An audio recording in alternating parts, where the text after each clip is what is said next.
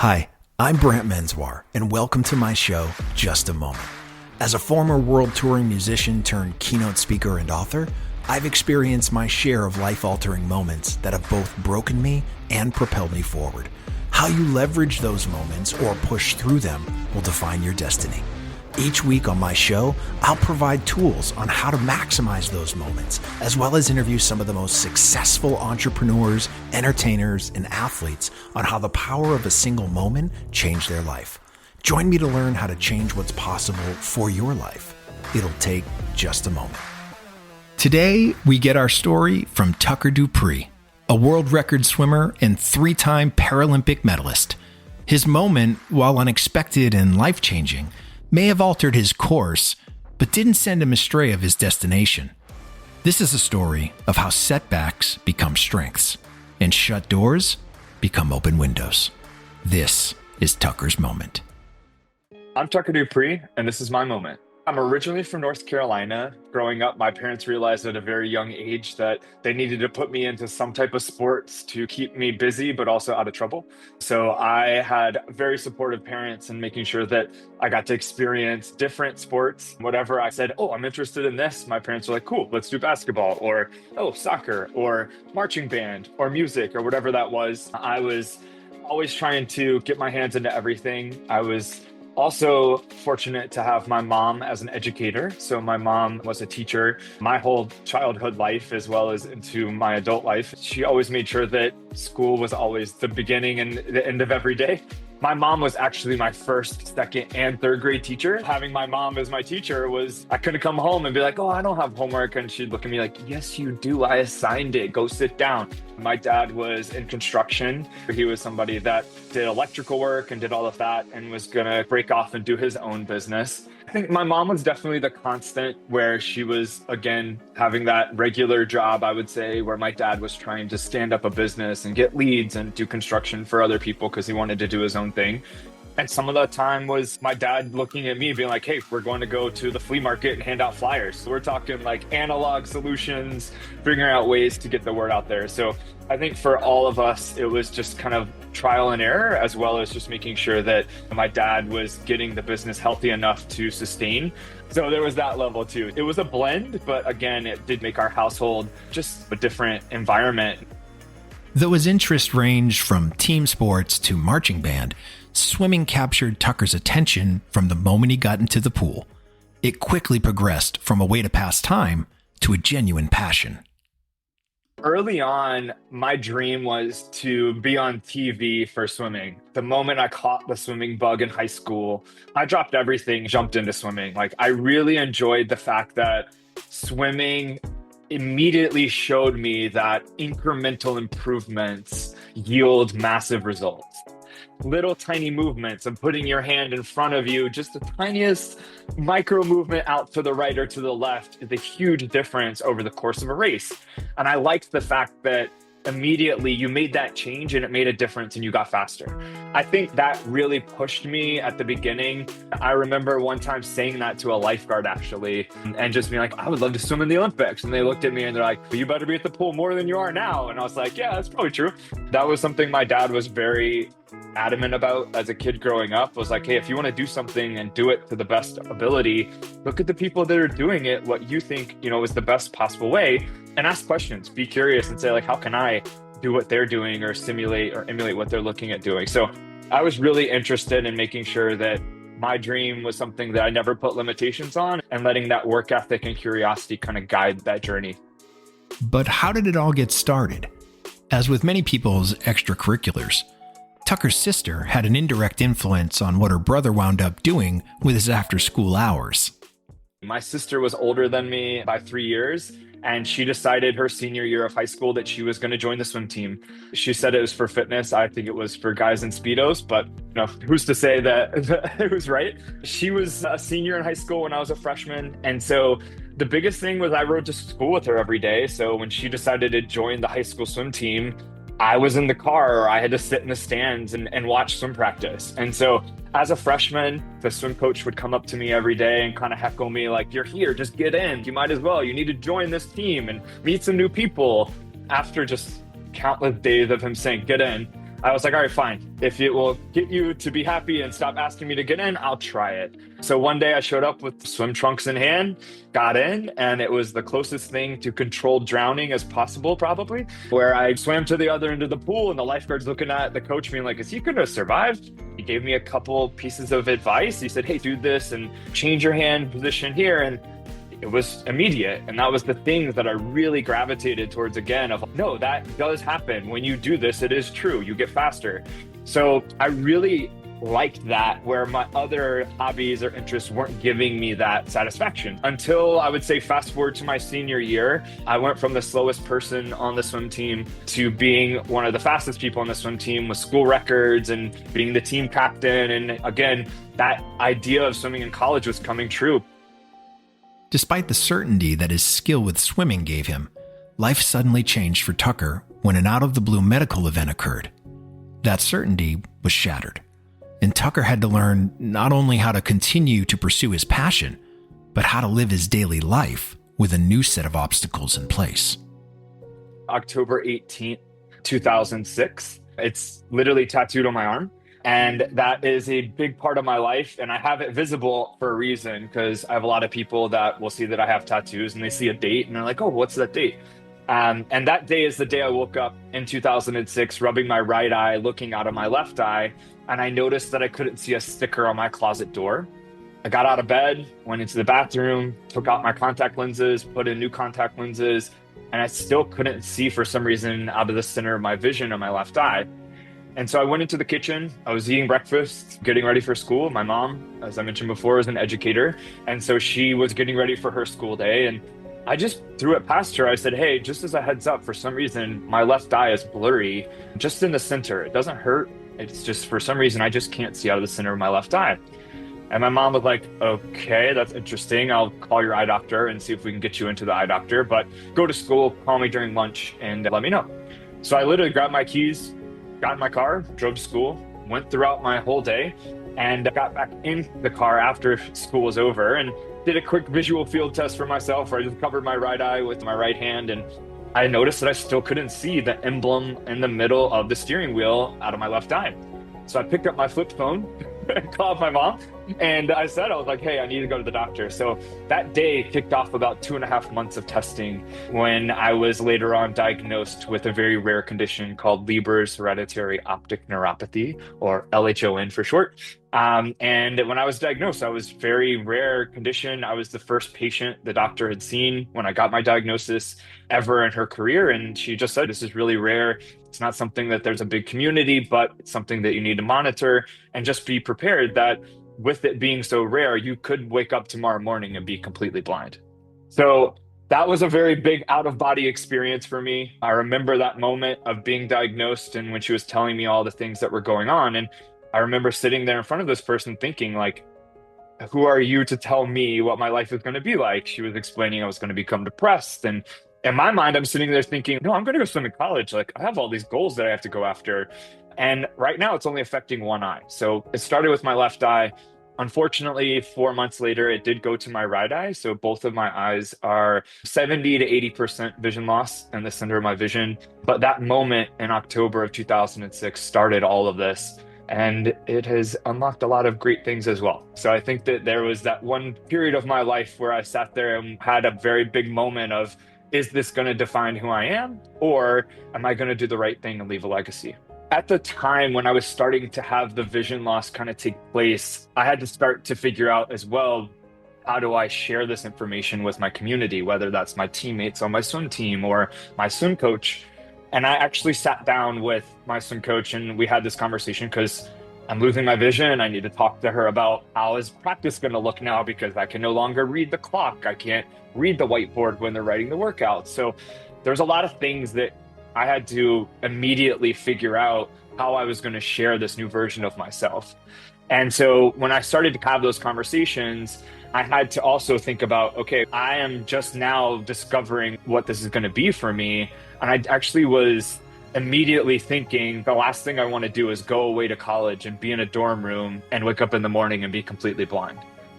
Doctors were telling me that was a possibility. So I really did look at my parents and say, hey, like, until this is stabilized and we have a good kind of grasp on what we're doing, I kind of want to sit at home for a little bit and figure out what this new version of me would be with this vision that I do have left.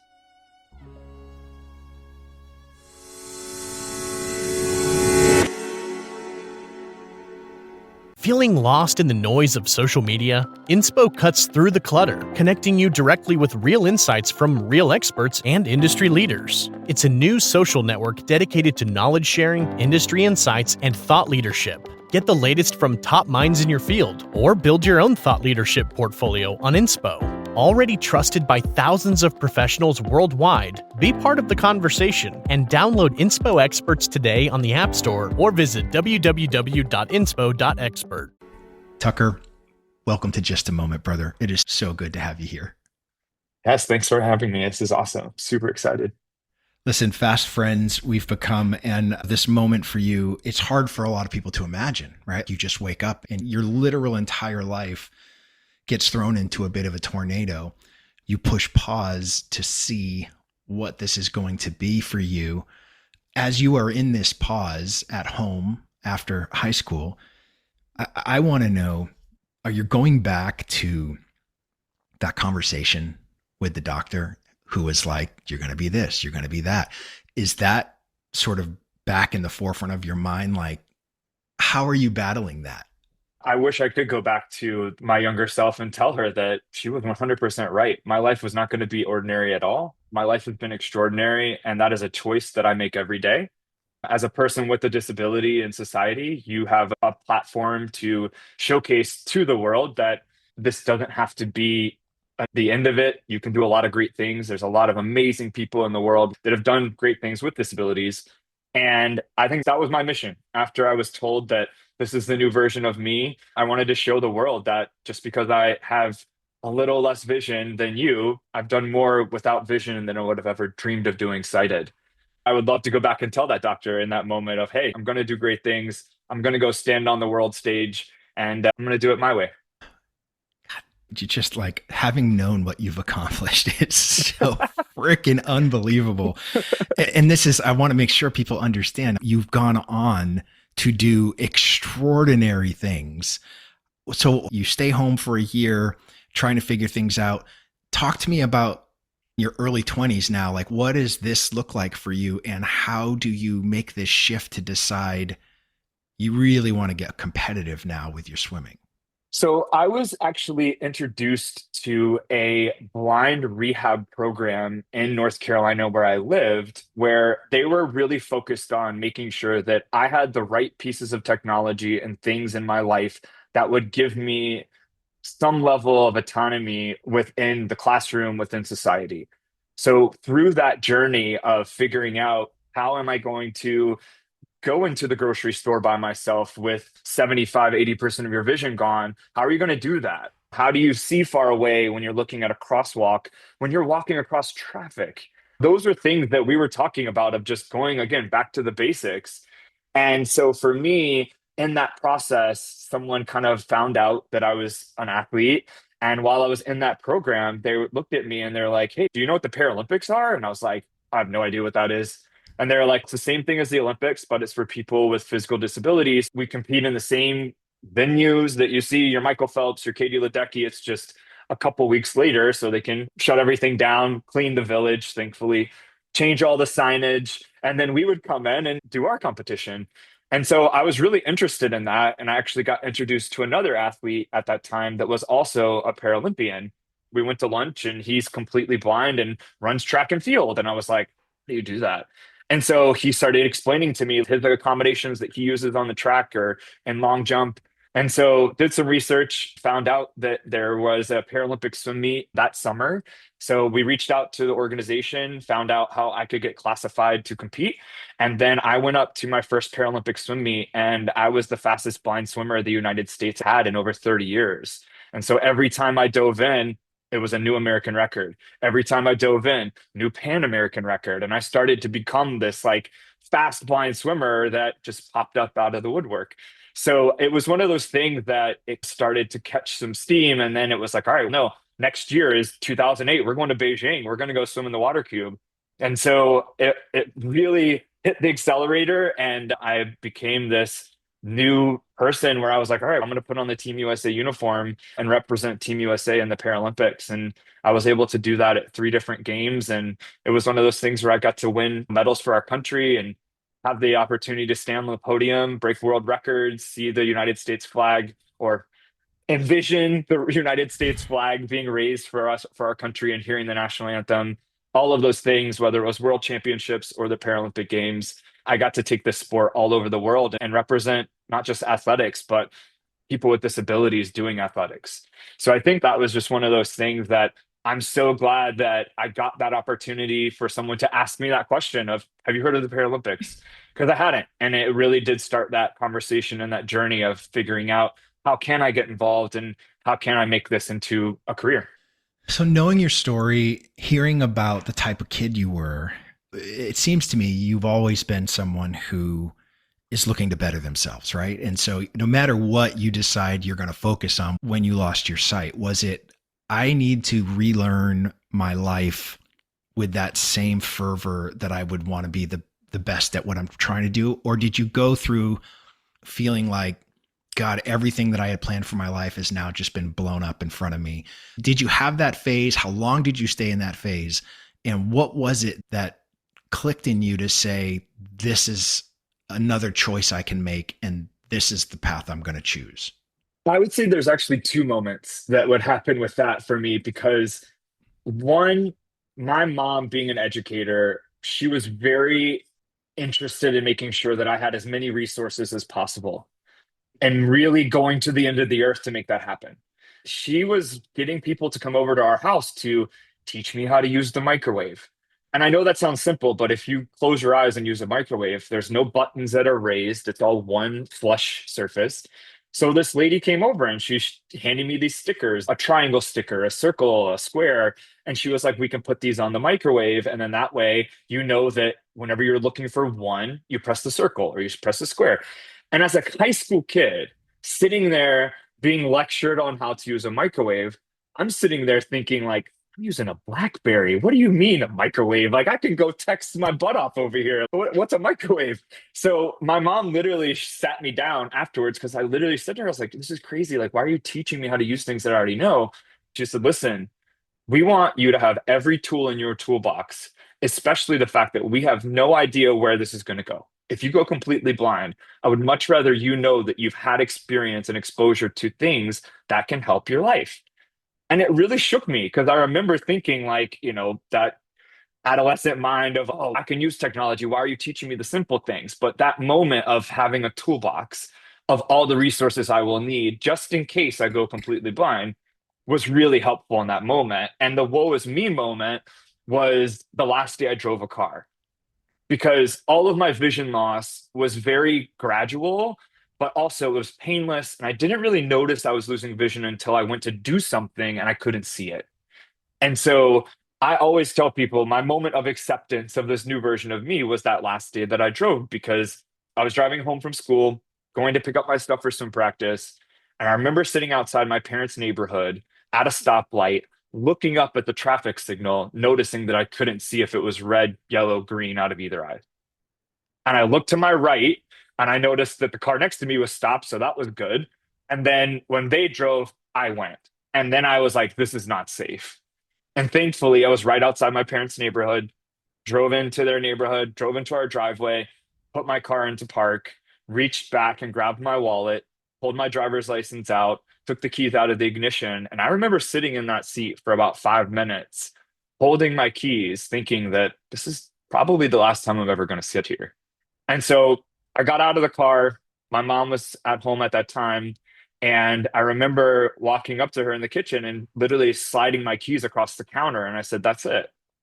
And she looked very confused. And she's like, what do you mean that's it? I was like, I can't see enough right now. And I don't want to hurt someone else or hurt myself. And it is this choice right now. And I just know that is the right decision for me to not drive anymore. And as a high school kid, where driving is your main form of independence, that was a really big moment for me of this is real. And thankfully, my mom was very flexible in her job at school because I went to her school as a kid. So The principal knew me, everyone at that school knew me, and my mom was able to talk to them and say, hey, like, I need to adjust my schedule now to go pick Tucker up from school.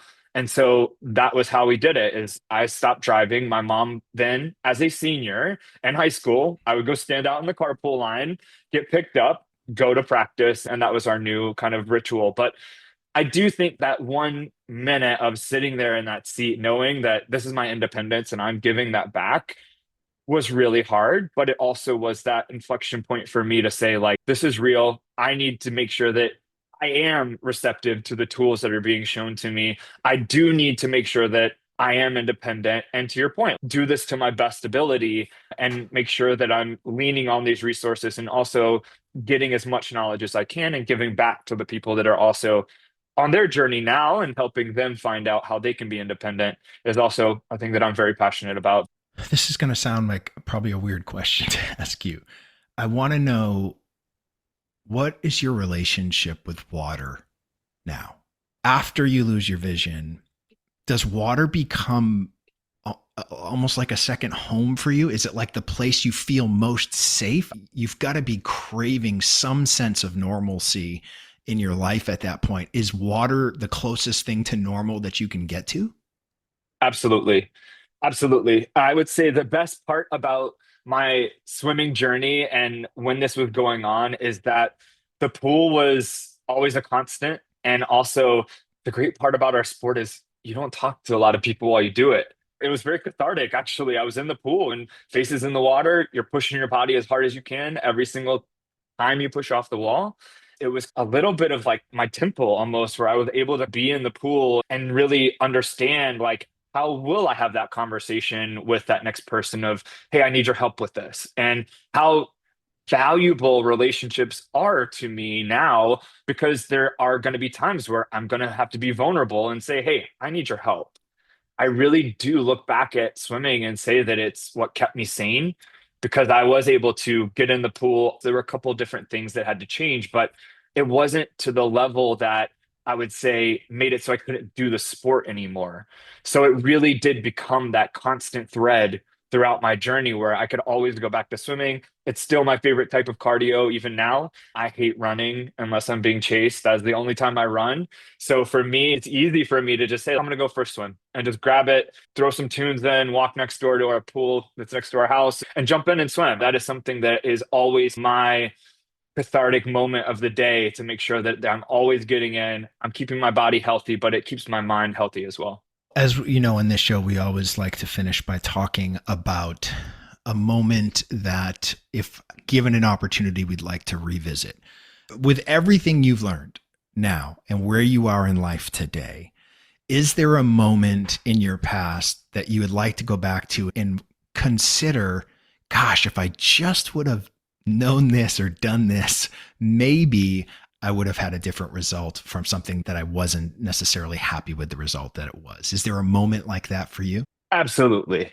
I'm not going to say don't have regrets. There are moments that I would definitely go back and do them again. One of those would be nutrition. I wish I could tell my younger self that food is medicine and that you can use food to really drive your success in sports. Food is something that I wish I could go back and stress to my younger self, that the better you eat, the better you'll swim. And I know that sounds very easy, but again, that's something that, looking back on my career, I wish I would have done a little bit more in that space.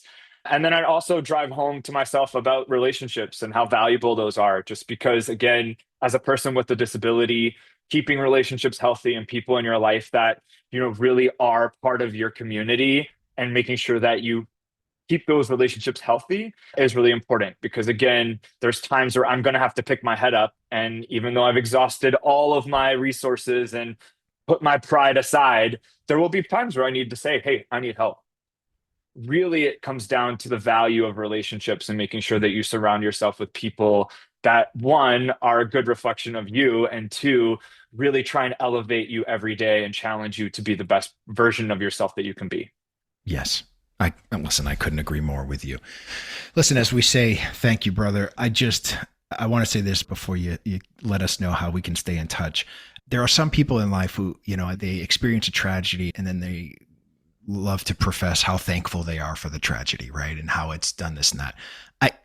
It's semantics for me. I don't think anyone is thankful for tragedy.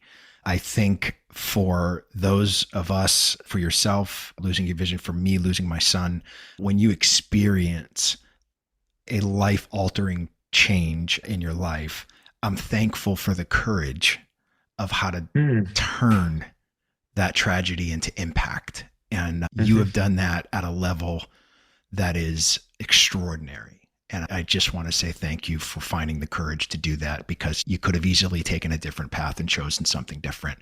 But that courage to face that tragedy, to turn it into impact, not just the personal accolades of being a literal medal winning Olympic athlete, but the impact that you continue to have every day at work of being a voice for those who need help in whatever way they need it, is just incredibly inspiring. And so I just want to say thank you so much for finding that courage. And thank you for creating a platform for us to share our stories. I think that's the other side of this as well, is that these stories need to be heard, and you're giving everyone that space to do that and really create that community and make sure that people realize you're not alone. You're going through different things that, happen in your life, and this community is really here to help support and realize, hey, you've got people that have gone through that as well. You're helping us create that space and make sure that people know that you're able to have people to lean on, and that's okay. It's not a weakness. It's just a strength of your community. Couldn't agree more, brother. I'm thankful to be part of your community. If people want to follow your journey as you continue to impact the world, what's the best way for them to do that?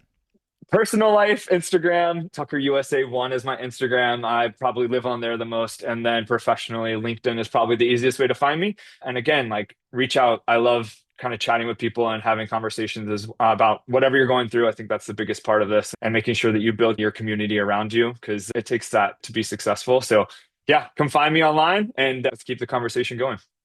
You're amazing, brother. Thank you so much for joining us on Just a Moment. Thank you. Thank you for joining us on this episode of Just a Moment. Make sure to subscribe to our podcast and tell a friend or two about it to help spread the word so everyone can find a moment that inspires them. Don't forget to leave us a review and check us out on the web at justamomentpodcast.com. Just a Moment is produced by Natalie Von Rose and Brant Menswar. For more inspiring shows like this, visit surroundpodcasts.com.